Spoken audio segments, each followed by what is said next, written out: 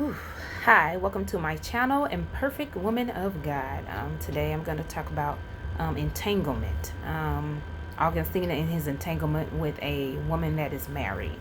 I'm going to read what entanglement means. Entanglement is to take action, a fact of entangled over being entangled. And then also I'm going to read about adultery. A voluntary sexual intercourse between a married person and a person that is not, he or she is not married, or a person that is married that's having sex with another person that is married. Also, I'm going to read some scriptures. I'm trying to move this over my camera. Okay. You have heard, Matthew chapter 5, verse 27, verse 8. You have heard that it is said, you should not commit adultery, but I say to you that everyone who looks at a woman with a lustful intent has already committed adultery with his heart. You have Luke chapter 16, verse 18. Everyone who divorces his wife and marries another commits adultery, because he who marries a divorced woman from a husband he who marries a woman divorced from her husband commits adultery, because you cannot remarry when a person has not committed adultery. So you're committing adultery by doing so. Leviticus chapter 20, verse 10. If a man commits adultery with his wife or his neighbor, but the adulterer and adulteress shall surely be put to death. So obviously adultery is frowned upon. It even says the 10 Commandments, thou shalt not commit adultery. So when it comes down to it, people are like, oh, I want an entanglement with these stars and all that. The only reason why a lot of these superstars marriages don't last, because it's not kingdom minded.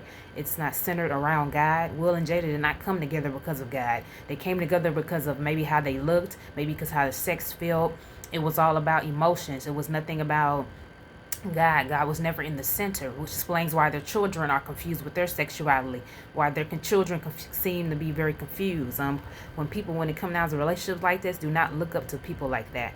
Look up to God. Read the Bible. It shows you how a man and a kingdom man and woman should act. That you should not commit adultery, and there's nothing that you should make fun of or should want to do. You should not want to sleep with someone's husband. You should not want to sleep with someone's wife just because they look good. That person belongs to that person, because once you become married, you cleave to your husband and wife. You do not cleave to someone that is not your wife. And for our Alsina, the one that committed the adultery, but also is caught up in a soul tie, because when you have sex with someone, you create a soul tie, which is sexual experiences with somebody. It can sometimes be emotional also.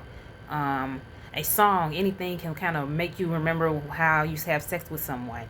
Those soul ties, you will have to be able to get free from that. So Alsina has to pray, ask God for forgiveness, and realize that he needs to repent for what he has done. I know he's made a song about it, entanglements, but he needs to move past it. Realize the cursing and acting up is not the way to do it. Repent, because he says he talks to God, he prays, but I don't think he understands that he has to act like a kingdom man. You cannot read the Bible and just pray and think that's all you have to do. You're not walking in your purpose. Now he's starting to make music again, which is good for him, but I feel like he has a different purpose God has for him, and Augustina is not pushing himself towards that.